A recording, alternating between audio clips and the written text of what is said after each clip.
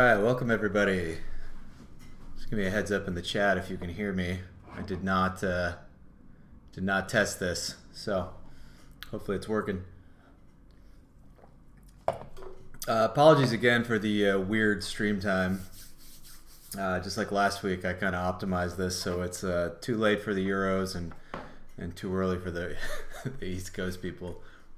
But unfortunately, I have some stuff I got to do tonight, so I don't know. We'll try to do this either a little earlier or a little later in the future. Anyway, welcome everybody to, I think this is episode 6 now of Magic Lines. 6 episodes, and I don't know how many days are we into the new bull market now. I'm losing count.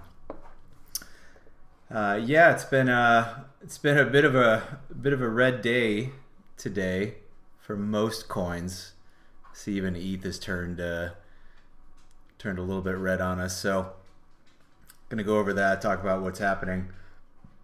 First, big welcome to everyone in the chat. What's up, Hookem? What's up, Jensinius? What's up, Alex? What's up, Max? Eric? Thank you guys for hanging out. As always, if you have any requests or questions, feel free to drop them in the chat there. Otherwise, I got a little agenda for you. I'm gonna try to go a little quicker and more to the point this week, because I got somewhere to be. But also, I don't wanna bore anybody to death with the details. If you have any follow-ups, you can always come into the Discord at alfalfapod.com and say hi and ask me those big burning questions. If you guys haven't yet, please drop a like on the stream and subscribe to the channel. Let me know you appreciate me taking my hard-earned Monday afternoons out to draw some lines on charts with you guys. All right, so let's just jump right into it. Let's talk about the week we got coming up. Not really surprised to see a big sell-off in the markets today, because tomorrow we've got a bunch of CPI data coming in. Wednesday, we've got a whole bunch of data coming in. For those of you guys who are somewhat active investors, it's good to make a habit of going to forexfactory.com and checking out the calendar. And you can select for all the red folder news. This is the super important stuff that could move the market this week, and it kind of gives you a framework for how the week might play out. So today I wasn't really expecting stock market to go anywhere. Pretty common for us to just sort of range before a day like this. Also pretty common to see some de-risking. So maybe that's what happened today. I'm not super concerned with inflation at this point, and honestly, if we get a relatively hot but not terrible number and get a sell-off, I might consider that just to be a buying opportunity. I kind of think the writing is still on the wall as far as this goes. I'm not really expecting any more rate hikes, and the freight train is sort of just set in motion at this point. We're going to see what happens next year. What's up, Josh? What's up, Nick? Good to have you guys.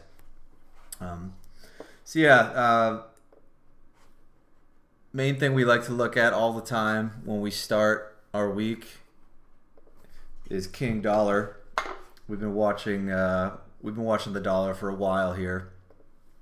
Those of you who've been following along, we caught this big move up, and we sort of have been waiting for this move down, and we did get that.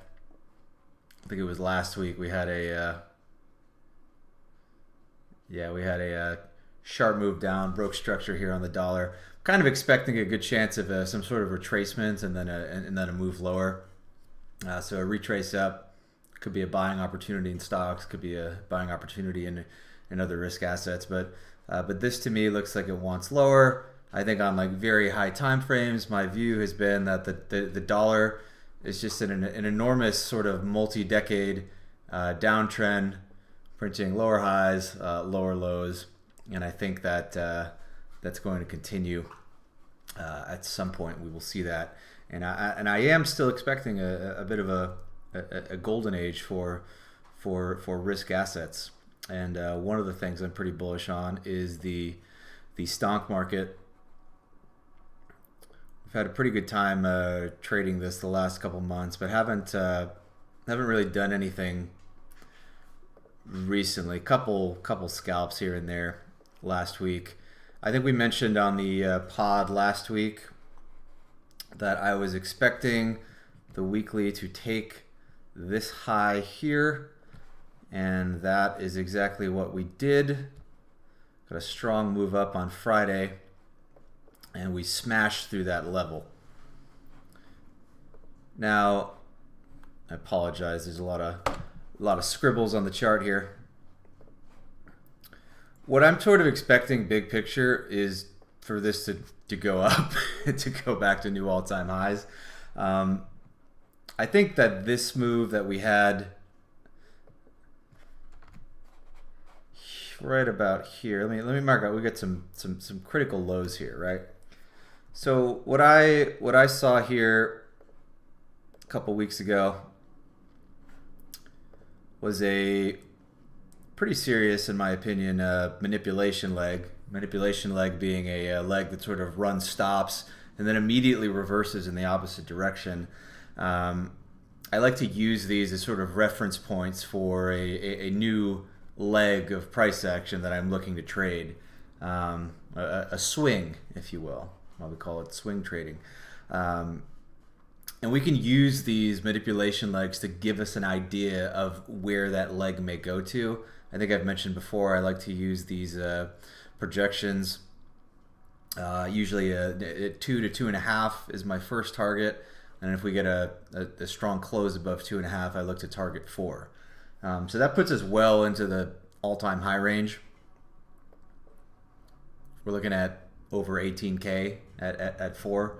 So be interesting to see if this develops that way over the coming months. Was this the start of like a big leg up? I think so. We did break structure, right?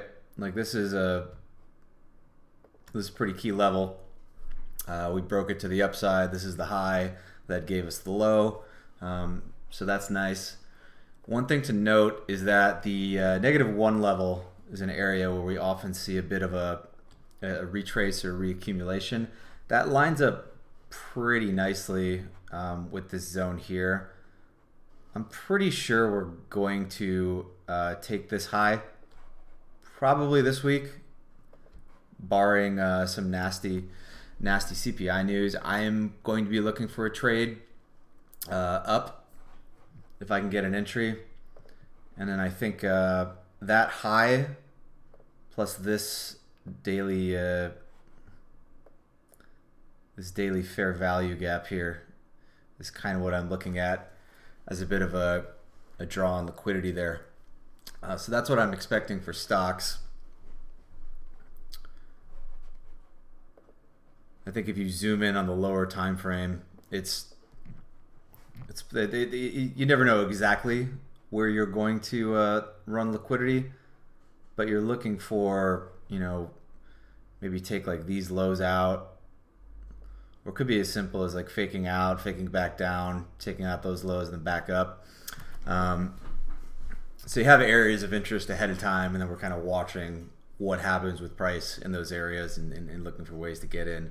Not sure how many of you guys really are interested in trading the NASDAQ. But from like a longer term perspective, I think like if you're looking to buy, for the long run, I mean,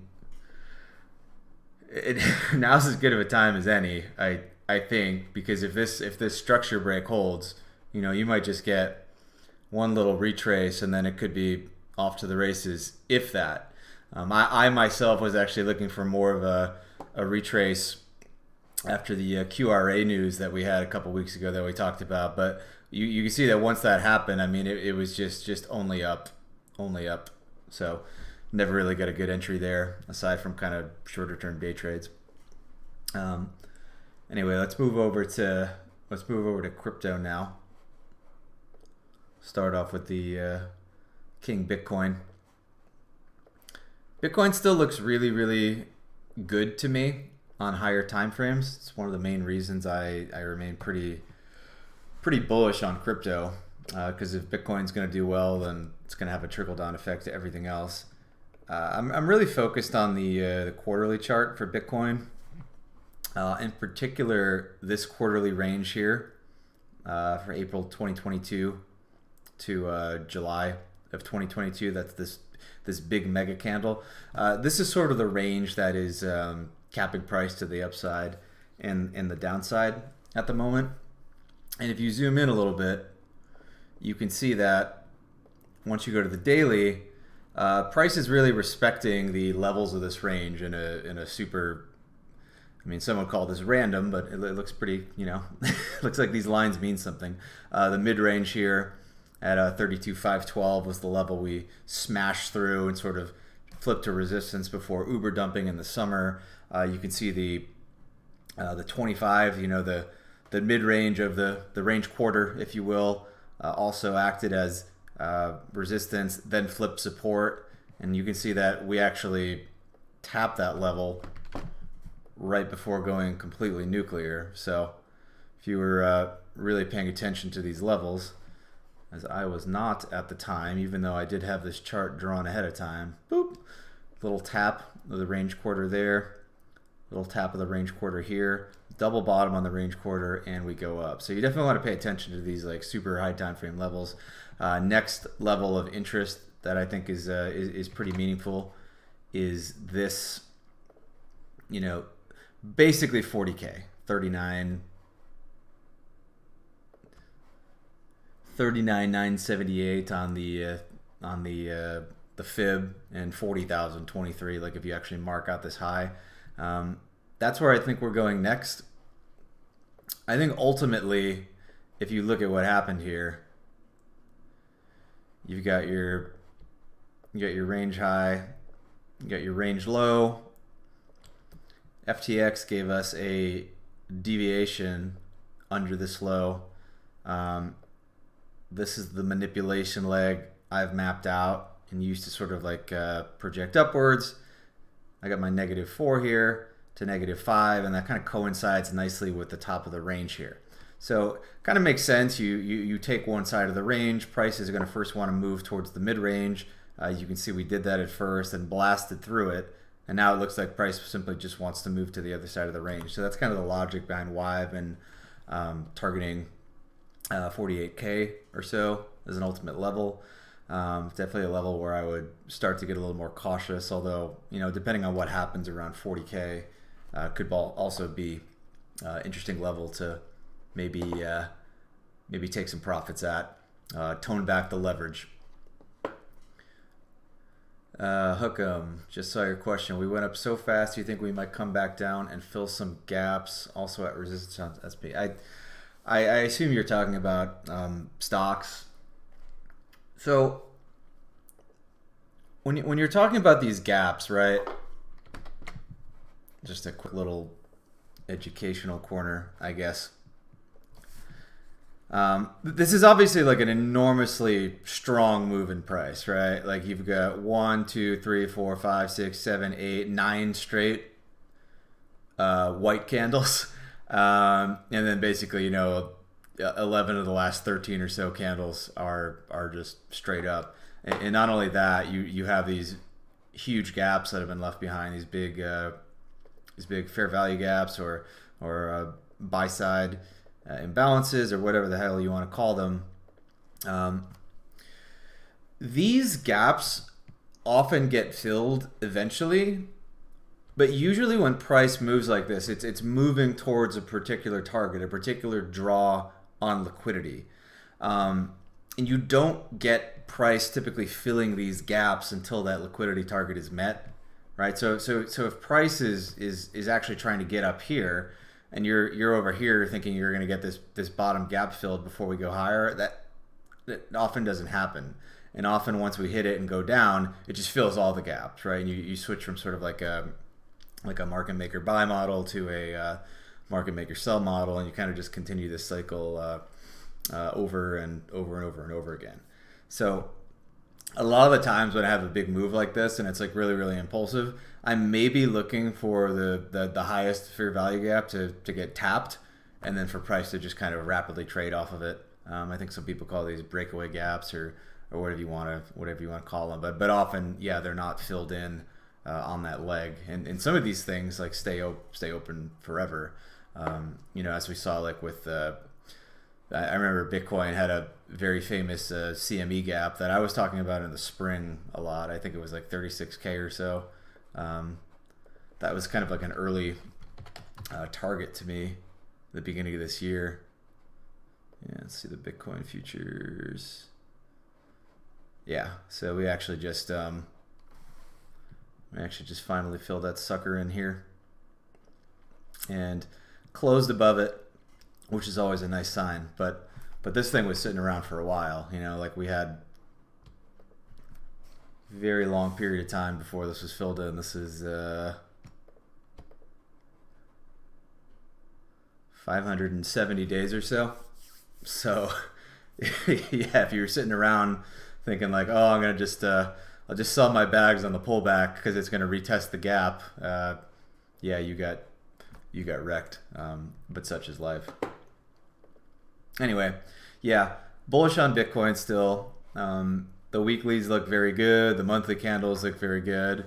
Kind of describe my logic for why I'm targeting this point of the range. That's obviously not to say that we can't have 20%, 30% pullbacks at some point. That's pretty common for crypto, even in these bull markets. And one of the reasons I'm not like dying to load up on a ton of alts at this point, because the pullbacks and alts can be especially nasty.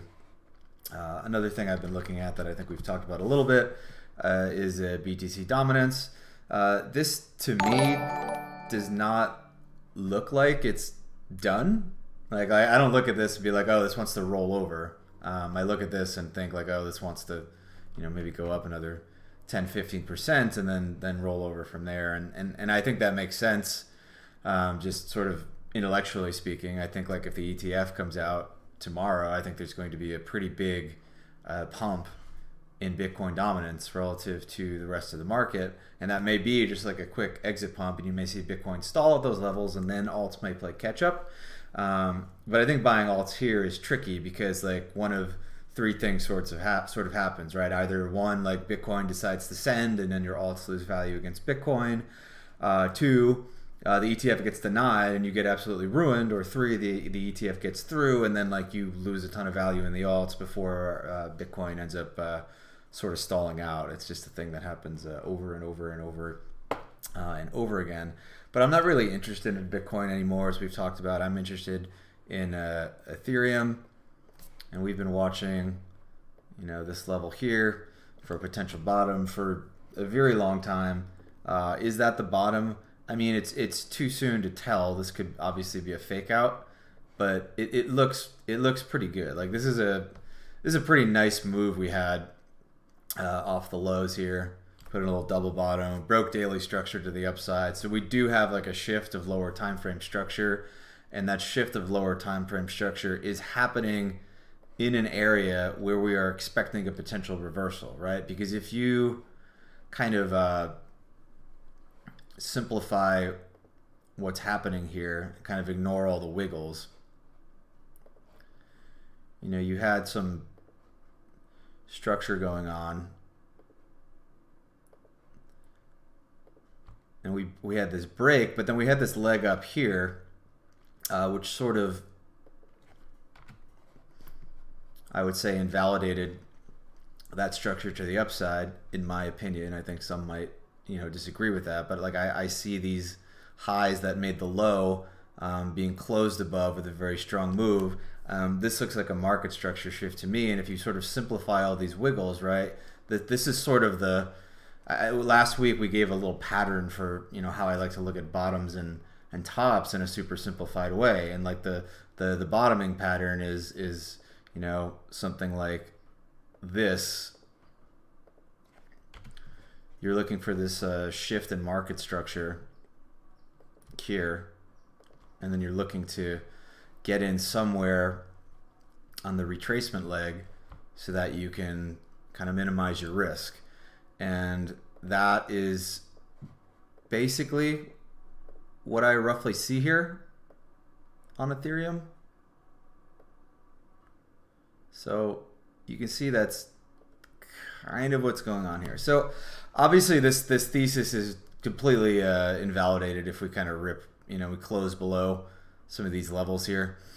And then I think we've talked about how we're likely to target there. It's possible. I don't see that as being a likely scenario given the timing of the ETF, given January seasonality, and given the fact that I just think that Bitcoin ETF basically means the market immediately reprices the odds of a Ethereum ETF, which I think is probably going to come shortly thereafter, which is why I'm super overexposed to Ethereum and why I'm not really waiting to get into a huge chunk of altcoins until that event takes place.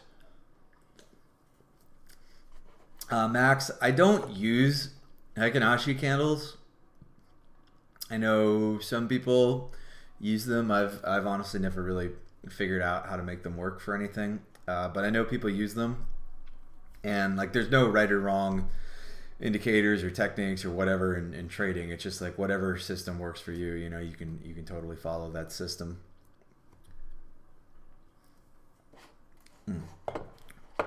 So yeah, as I said, like the main reason I'm trading ETH here is obviously that scenario I've laid out with the ETF, but I'm also not thinking of things in terms of just like the absolute return. Like of course it is correct that if you go all in Solana versus you go all in ETH, your absolute return is probabilistically going to be higher here. But you always have to be asking the question, like, what is the risk I am taking on for that return?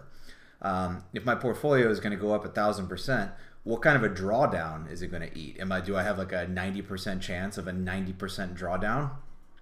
If that's the case, you might not want to put your whole net worth in that. It may be much better to put your whole net worth in something that's, got a very high chance of 4xing and only has like a 75% chance of like a 40% drawdown. That just may be a better from a Sharpe ratio sort of perspective. I think ETH here is probably some of the better risk reward you're going to get, maybe in a long time. It's a kind of a weird spot because you're definitely buying into some sort of resistance here.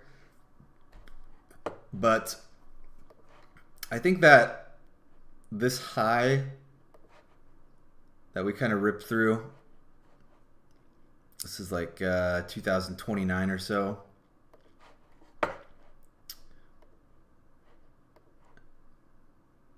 And then this area, this gap here was an area of interest. You can see we sort of that was the imbalance that triggered that big sell-off after we hit 2K in April, retested twice and sold off, and now we flipped that into support. So from where I'm sitting, like we really should not be closing a daily candle, significantly into this level. Ideally not below 2K or so, right? I think if you get a daily close of the candle below 2K, I think that's probabilistically speaking not a great scenario.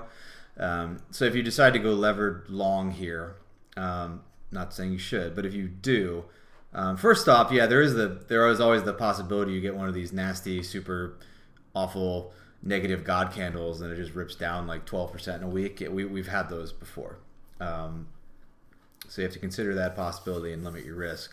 But I think that, if we're just talking about closes, obviously price can move around a lot aside from just the close, and that is one of the dangers of trading with leverage, right? But if you're going long here, and I guess you want to have a hard stop.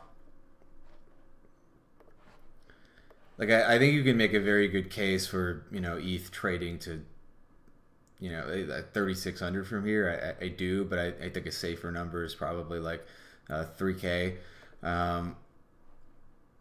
It's 5 to 1 from here. There's also an outside chance if we blast through this level, it goes very fast. It goes to like 26, and there are times where these levels just never get retested. I'm not saying that's going to happen because that's usually a dumb thing to say. And this level in particular is just so reactive and key that it would be a little bit of a surprise to me if we don't retrace and test it at some point. But I think that you have like a pretty good invalidation here for where the trade is wrong on Ethereum, and I think your upside's pretty good. I think that even if you just want to target like the 50% of this kind of swing that broke structure here and go to 2,800 or so, I mean, you're still like over 4-to-1 risk reward, and there is a chance that this is a trade you can kind of take like 80% of off and hold the rest for like the entire bull market. So I think that's interesting. And one of the reasons I trade ETH much more than like other shit coins is because like you just can't manage risk on some of these altcoins like you can on Ethereum. The price movement is much choppier. You have way nastier wicks and stuff that can really take you out. And if you're not happy with the volatility on ETH, right, you can always slide the you can always slide the leverage bar a little more to the right. And I would rather like lever up ETH and like maintain clear areas of invalidation that I can use to kind of get out of trades versus get in on some of these altcoins where it's just like, where are you wrong? It's kind of hard because the charts are a bit of a mess.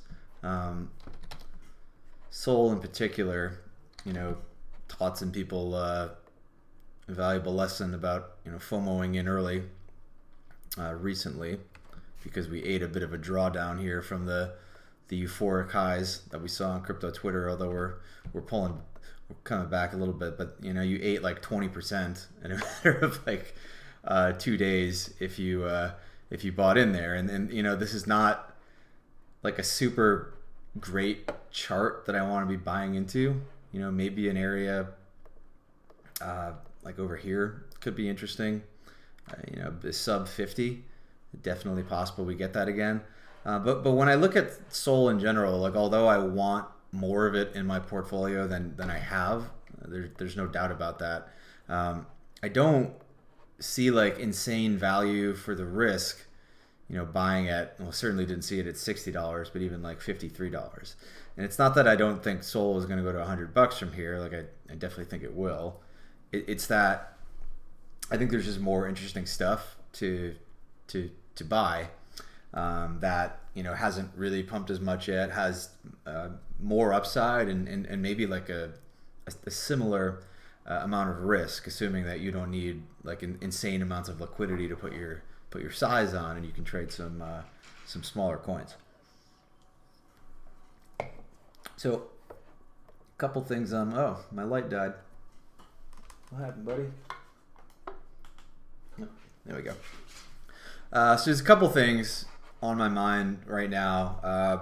The biggest one I think is Lido, and I think this is a very kind of middle curve trade. This is the DGen Spartan special.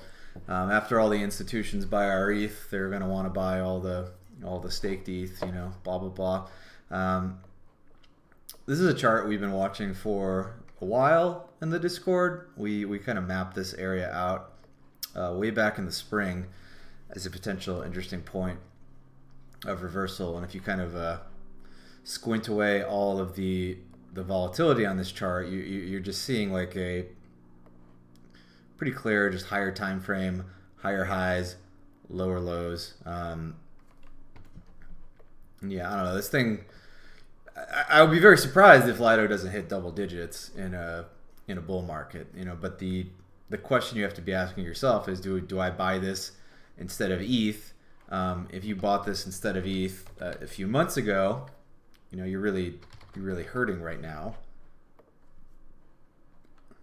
If you were unlucky enough to get in at the worst possible time, I mean, you ate a 55% drawdown versus your ETH if you aped in at the peak euphoria.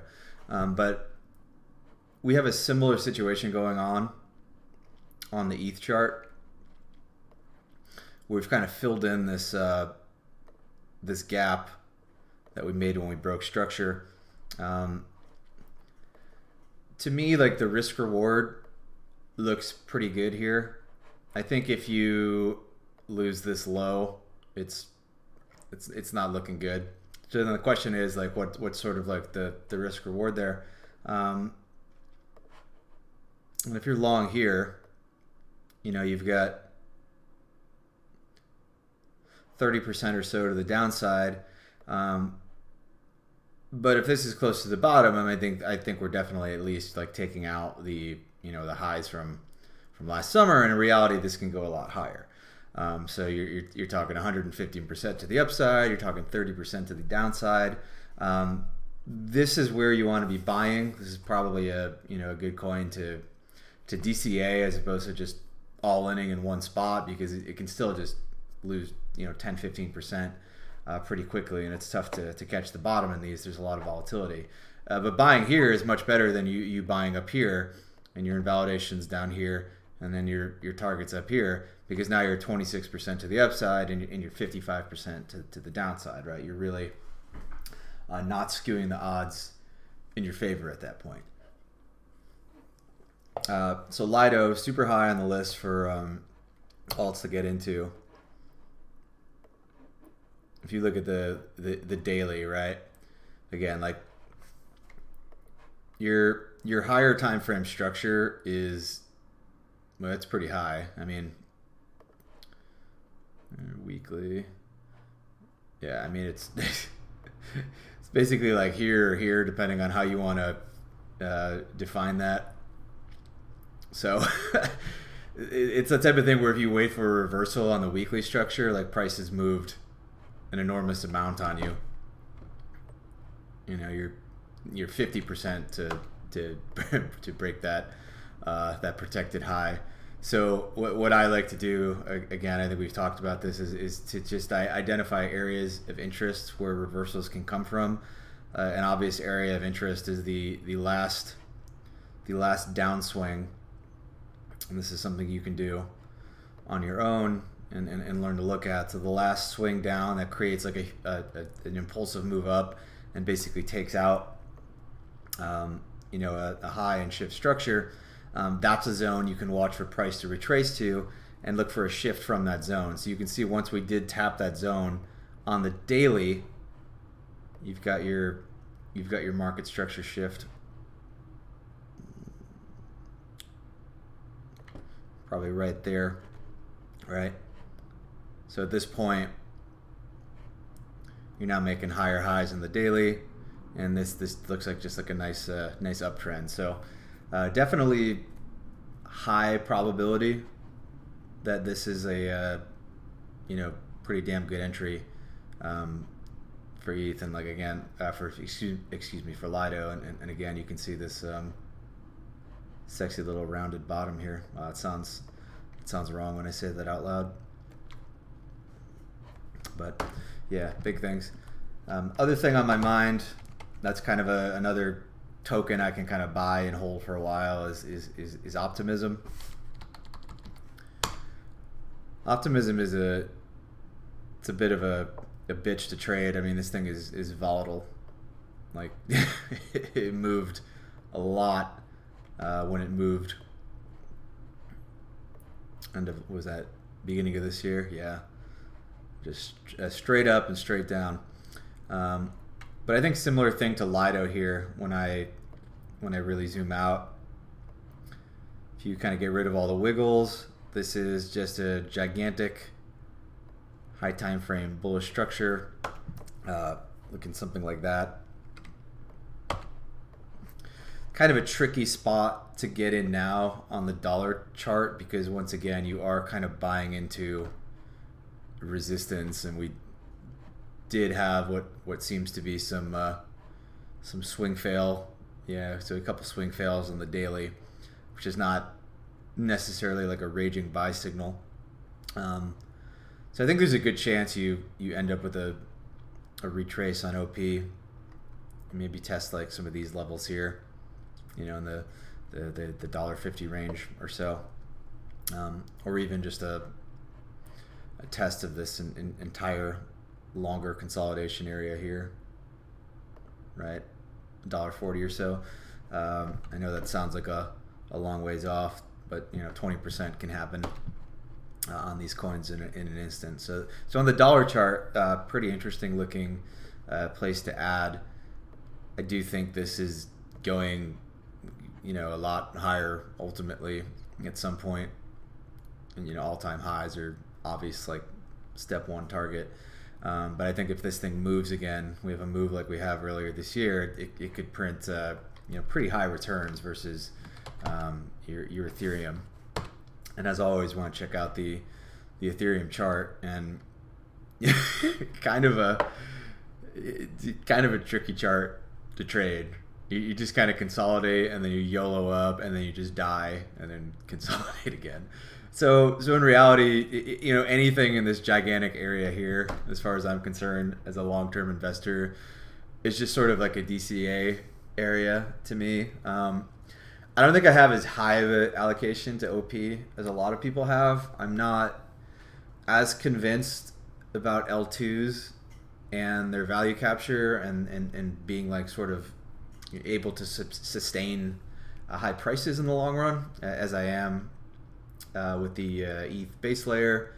I think you're facing some competition from the Solanas of the world. There's not a lot of barriers to launch L2s. I don't know. There's just like a lot of open questions in my mind about this stuff, but I think not having any in your portfolio is kind of dumb.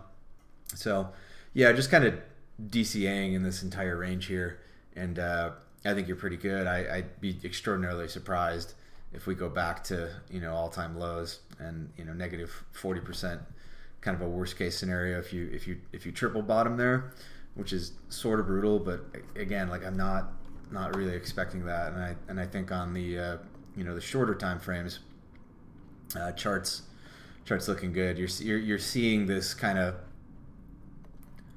rounded bottom happening in a few areas, and this was a zone that I wanted to potentially buy at actually here because like we've talked about, this is the downswing that gave you this leg up. All right, this is like a shift to the upside, and we did tap it, but we tapped it so quickly that you couldn't even really get in there. But this area has been partially mitigated, so it is possible certainly that we just go up from there. So yeah, I probably have like 40% of my desired OP allocation right now. If we go back down here, happy to buy more.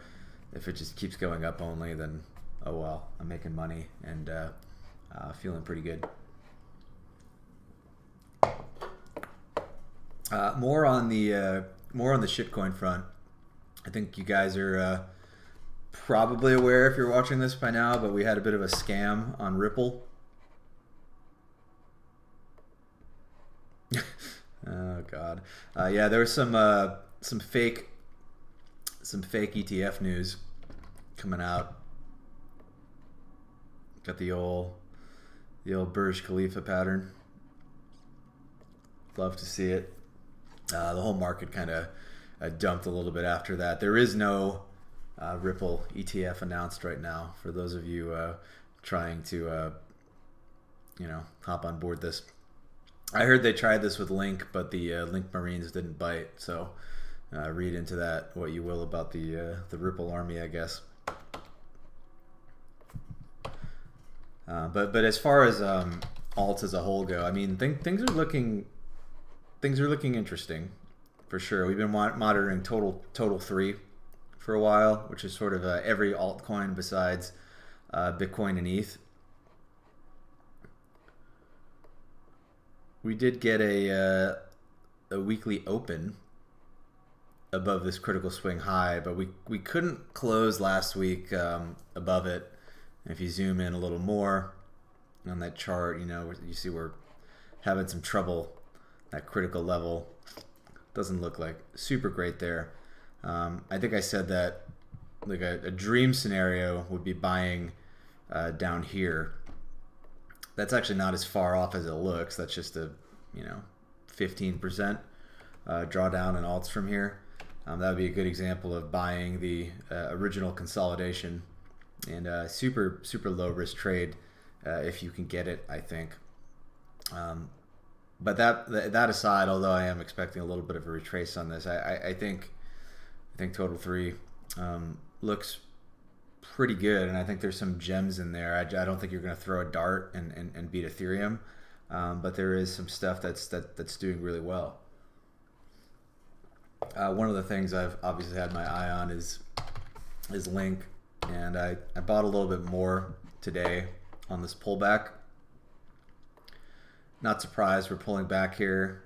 We've talked about this the supply area as like a big resistance point. Ultimately, I think we take this high at 18 and go a lot higher. I mean, this is a long consolidation, man. Like, this is crazy. This is just almost 2 years of sideways. I don't think you consolidate sideways for 2 years just to like do a 2x and go back down. So I think this probably goes a lot higher at some point. So any time I get a day like today where it's kind of nuking, I'm just adding. I want to have like a decent chunk of the long-term spot portfolio in Link bags, not really trading it. Definitely possible that you just kind of bottom here. This is actually just your market structure, protected lows here, because these lows gave you this high that broke this structure. So it's definitely possible we don't even go lower and just kind of go up from there. If we do, it's a structure break, and you could see some additional consolidation lower, but I don't know. It's a similar chart to Bitcoin in that you have this kind of vertical accumulation pattern. You just kind of vertically accumulate, go higher, and then, like, oftentimes you don't get some clean nuke of all these lows. Oftentimes it just yeets higher, and then people who aren't in just keep feeling more and more pain. So definitely trying to avoid that on Link. So what am I looking at? I think a really interesting sector right now to look at is GameFi. GameFi is like one of those things that I think, or GameFi, or just gaming, I don't know, whatever you want to call it, but just games, NFTs, and whatnot. And it's something everybody's like talked about for years, like, oh yeah, it's going to be a thing, it's going to be a thing, it's going to be a thing. Most of these projects just did massive multiples very quickly, and then sort of died. Something like Illuvium comes to mind. Not that Illuvium is dead, but this thing just absolutely just, oh my god. A lot of pain in the Illuvium chart. Had a huge run up to $83, but the people who bought it $2,000 are still down 95%. And then this thing went basically negative 99 from the top, and many such cases in gaming. But a lot of the charts now, they do look like the Illuvium chart, where you've seen these huge moves off the bottom. Again, not maybe the best part to be buying here into resistance if you're an Illuvium fan. I'm not looking at buying this. One of the struggles I have with gaming is that buying individual games is like a lot of work. I don't feel like I have the ability to vet games and know if they're good or have users. So I kind of look for more general plays. One of the coins that's been just absolutely crushing lately has been Merit Circle. And Merit Circle is something that I think looks pretty good on the higher time frame charts. I mean, we're making some big moves on the weekly right now.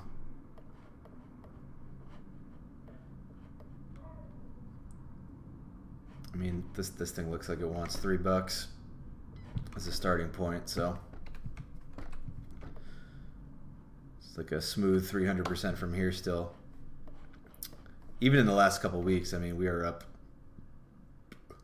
nearly a 2x. So this thing is moving. I like to use the moving averages when I'm kind of trading these shit coins, just because like the price areas are they're a little fuzzy compared to Bitcoin or Ethereum or stocks. Kind of starting with like weekly trend.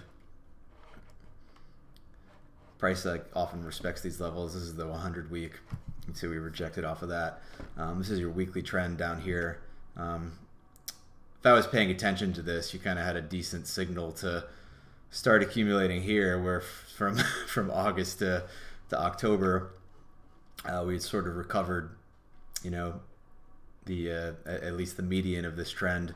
You can see we've been below it, you know, for forever. It's basically it's never been above weekly trend, actually, because it just dumped from the outset. This is an interesting project. I know they do some investments in games. They have like a massive treasury. I think like hundreds of millions of dollars. So it's an interesting thing I'm looking at to get exposure to just the whole niche, because I'm a little lazy and don't want to own 10,000 coins. Have not bought any yet, but I'm probably going to buy some now on this pullback, and happy to buy lower as well. Yeah, 4-hour trend is something you can look at. If this is useful for like short-term, just momentum trading. You know, you can see price is just holding 4-hour trend, and you can kind of just ride this until you hit like you know, some sort of critical high, or until you see that trend breaking down. Yeah, so what else do we have for GameFi? Oh, Sand. Yeah, Sand looks potentially promising. This is still a rough level for me here. Like, I just this whole area. Because this is where this is kind of where your market structure your market structure sits. So very possible that even with this pump, you know, you can just kind of come back down and make lower lows. So would love to see a move above, what is that, 48 cents, kind of a retrace in here. This would be kind of like a golden place to get long from, in my humble opinion. Looks pretty strong on the daily though. It certainly looks like we want to take out all these highs here. So probably going to add a little bit of that to my gaming portfolio. Also been looking at High Street, little metaverse project. Chart also looks good. A lot of these charts to me just look like they have basically just flatlined and bottomed and accumulated for an extended period of time, right? There's a very high chance that, you know, after a half a year or so of just chilling at these levels, that this is just like your accumulation, and then buying anywhere near here just looks like really, really, really nice in the future. Definitely not something you want to put like a ton of your portfolio into, but I'm expecting some of these things to do just like crazy multiples. It's just a question of like you know, good luck picking winners. Metal is another chart I found that looks pretty good. I mean, this thing has actually been in a fairly consistent uptrend for the entire year on the weekly, longer, almost, yeah, 322 days now. So this is a strong chart. Something else I am DCAing into. And then yeah, I never really played around with these like Telegram bots, but I know Banana's been catching some hype, and yeah, the chart actually does look pretty good. Some nice structure, and you can kind of buy, you know, pull back here in line with daily trend. I don't know what this thing's market cap is.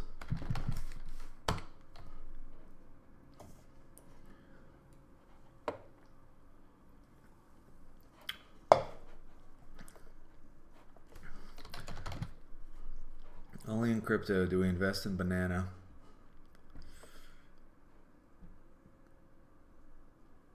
$25 million market bet, 103 million FTV. God damn. I think we got to take a look at those tokenomics. Oh yeah, a couple other funny things. If you've been in the Discord with us, we've been investing in Astro Pepe for a while, and Astro Pepe enjoyers are having a nice time right now. We're up 37% today. Woo! Yeah, I've been building a meme coin portfolio for this bull run, just because I think meme coins in general are going to just absolutely smash in some capacity this time, just because I don't know, a lot of people hate them, and I also think stuff like Doge might be old news, and I would kind of rather buy like a Pepe or something dumb like this. And it's not a huge percentage of my portfolio, but it's enough so that when this stuff pumps, like I don't feel crippling anxiety and FOMO. I don't have a big Astro Pepe bag, but on a day like today, I feel good, and I feel very smart, and I feel like one of the frogs. For those of you who don't know, Astro Pepe is I think it's the first ever token created entirely by AI. And I think they're rolling out some functionality to let people use AI to create their own tokens. Not usually looking at fundamentals on these things, but sometimes my spidey sense just tingles on a narrative, and then sometimes these charts, like, they look. I don't think it was like a rocket scientist to be buying this chart here. It's just kind of going. It's just going up, and as far as I know, this was like a fairly fair launch. Don't quote me on that. Like, sometimes these charts are just manipulated because some team just controls the whole supply and they dump on you. But in this instance, good chart, still at 3.9 million. If you buy this and you lose all your money, you're a moron. Don't listen to me. So we got the Astro Pepe. What's another really shit coin I bought? Okay, so this came from the Discord as well. I bought some Bookie Bot today. This is a Telegram bot for sports betting. I've actually used it. It's kind of cool. I can see stuff like this catching on. Actually, you just fire up Telegram. You send some money to a wallet that it creates for you, and you text some stuff and bet on games. So it's pretty cool. I think this thing, I think the whole supply is already out. Yeah. So I think it just had a fair launch, launched all the tokens. There's some like revenue sharing, blah, blah, blah. It plugs into, I think, the Azuro. Is that what it's called? Azuro network. Yeah, Azuro protocol. Azuro is pretty cool. There's no token for it yet, but I think if you use this stuff, you actually might qualify for an airdrop. But they basically just do liquidity pools for sports betting, and then people build these front ends that sort of plug into them. And the APRs on these are pretty juicy. You're basically playing the house against people, betting parlays. So pretty massively plus EV. There's a decent amount of liquidity in these pools, actually. Got like over 4 million here. I haven't done a ton of farming since the blow up of a year and a half ago, just because I don't know, I use a lot of my stable coins as collateral for trading now, and just the risks just get like pretty nutty. But it might take a shot on something like this at 20%. Obviously, smart contract risk is always a potential. Like, I've gotten rugged for some serious sums of money from hacks or exploits. So yeah, don't put everything in it. But yes, Azure.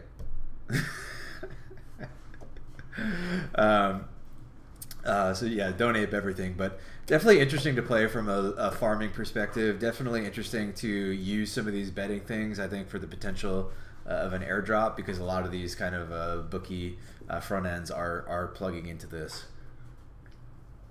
And I think like this next bull run, like I think GambleFi and GameFi, pretty good narratives. And on that note, another thing I've been slowly adding is Rollbit.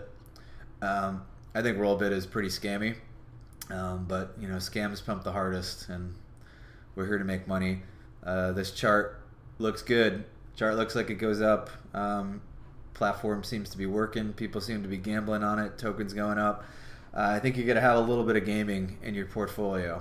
Again, not all in, but decent opportunity there. Is that the last one? Yeah. So the last gaming token I've been playing for a while. Actually, it's been one of my better shitcoin buys this year. We scooped some around here, I think, in the spring. Talked about it in the Discord. This is the Winner protocol. This is built on Arbitrum. You can basically come on here, play Plinko, Keno, video poker, you name it. I think they're coming out with sports betting at some point, and people have been building some interesting stuff on top of this. Like I think somebody actually just built a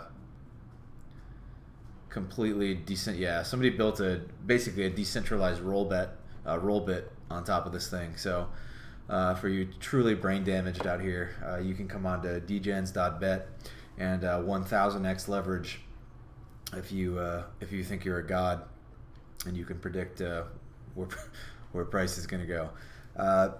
I haven't used this yet. I probably would never use it seriously, but I haven't seen the fees published transparently on this, so they're probably bending you over on the fees, which is bad for you as a user of the app, but good for you maybe as a holder of the Winner token, because all the fees on this network accrue to that token. So yeah, interesting project on Arbitrum to get like a little. I know some of you guys out there want your little lotto tickets.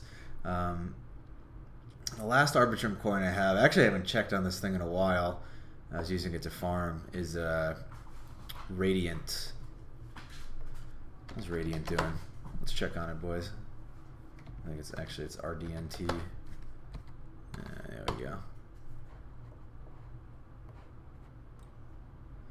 All right. Yeah, we bought it at 30. We farmed a lot. I think it's Radiant.capital.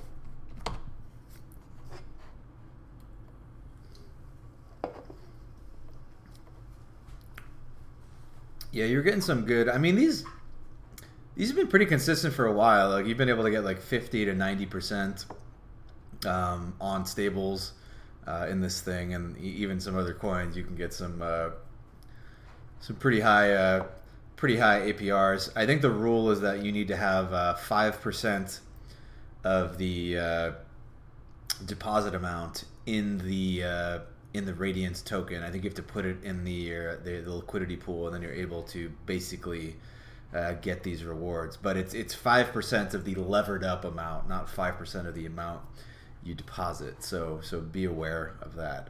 I did the math on this in the spring. I thought it was plus EV to do it. A lot of these things are just kind of glorified Ponzi schemes that to trap your tokens in with a lockup period. I don't do a lot of them, but Radiant I have been farming for forever at this point, and it's actually done super well. I think I've probably made about 30 or 40% in like 5 or 6 months on my stuff, so pretty good there.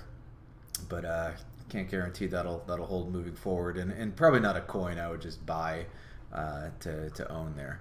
Let me take a peek at the chat real quick here, because I got to run pretty soon. Make sure I get all your questions answered. Kevin, do you think Link and Sol are no-brainer spot buys on any significant dip? Yeah, I do, and I think that like building a crypto portfolio and not having Link and not having Sol is really dumb. I love Ethereum, but putting your entire eggs in like the Ethereum is going to win basket is not smart, especially if you could go 9-to-1 ETH to Sol or something like that, and basically completely hedge out your risk. So yeah, I definitely think Sol is like an interesting thing to add on dips. Not something I really want to FOMO into more. Like I told you guys, I mean, I've bought this thing pretty low, but unfortunately sold most of it. Same thing with Link. I mean, Link is like an interesting asset to me. It's very differentiated within crypto.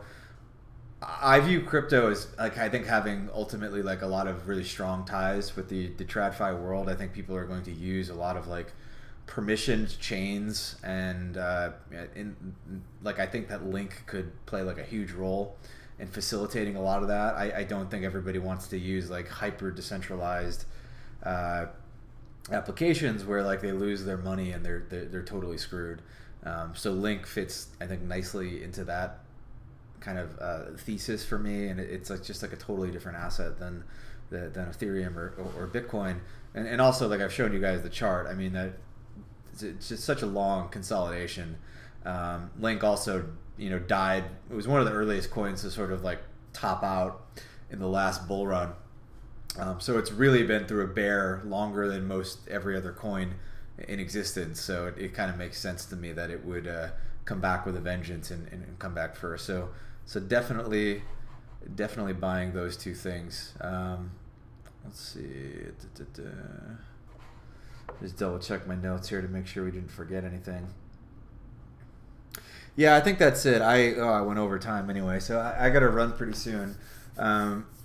But yeah, TLDR, I guess, of this, we're bullish stocks, we're very bullish ETH, we're bullish Bitcoin. We are selectively bullish on some areas of alts. Alts have definitely run up a bunch. I don't super see the risk reward right now of alts relative to ETH, generally speaking.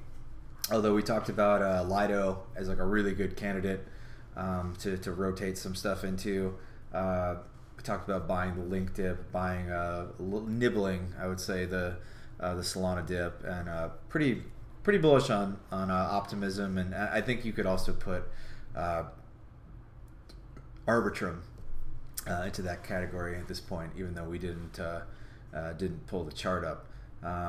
So yeah, expecting good ETF news, I hope, in the next couple of months. Expecting a large move in ETH and Bitcoin, and a really nice January for ETH, and trying to take it from there. I mean, we've been bearish for so long. I think a lot of people are just used to everything being terrible. But I think if you zoom out and you take a look at, even something like Bitcoin here, it's just a really interesting spot for me to put on size. I mean, I was putting on a lot of size, in the mid low 20s. But I think like on pullbacks from here, you're even more de-risked to an extent, and I think that any sort of dips you can get heading into the ETF are going to be, they're going to age really, really, really well, I think. Not financial advice, but there is a chance that Bitcoin just rips and never really comes back to those 30 to 25K levels. Do I think that's super likely? No, but it's certainly possible, and I don't know. I think the chart still looks good to me, even in the medium term as well. So. Yeah, congrats if you're here and you're paying attention, because nobody else is paying attention yet. I have had nobody text me. I don't see anybody talking about this stuff, and and I would be very surprised if Bitcoin's not well over 100,000 within 12 to 18 months or so. And yeah, I just don't know how much of a better buy you can get in financial markets right now for the risk. Maybe Ethereum, obviously, but yeah, super bullish, super bullish. And like I said, on Ethereum, I kind of like being bullish here because I think that when we rip hard. I think we go up 30% rather quickly on ETH if we do bust through this level. And I think as we outlined earlier, you've got some kind of decent invalidations relatively close to us down here if you want to put on some trades with like a really really tight stop loss and try to catch that move. Anyway, let's wrap it there. Thank you to everybody who came in and watched the stream. Like I said, might tweak the time of this thing moving forward. I know it's a little awkward for all of you guys, although I do need to get my pickleball in, so we got to worry about that. Please subscribe if you are not already subscribed to the channel, and then check us out in the Discord at alfalfapod.com. Also follow me on Twitter. Check out FriendTech if you're into that sort of thing. And friendly reminder, our other pod that me and Eric Johansson do, Irresponsibly Long, where we kind of talk about a mix of TradFi and crypto stuff. You know, we talk about a balance of fundamentals and line drawing. So those of you who just can't deal with the triangles have something to talk about. It's a super fun show. We've done a few episodes. That's going to be coming to this channel. So yeah, keep an eye out for that. We should be going live with that on Thursday. Try to keep rolling those out on Thursdays for you guys. Anyway, thanks guys for showing up. I will see you next week or in the Discord or on the Twitterverse if you guys catch me there. Have a good one. Peace.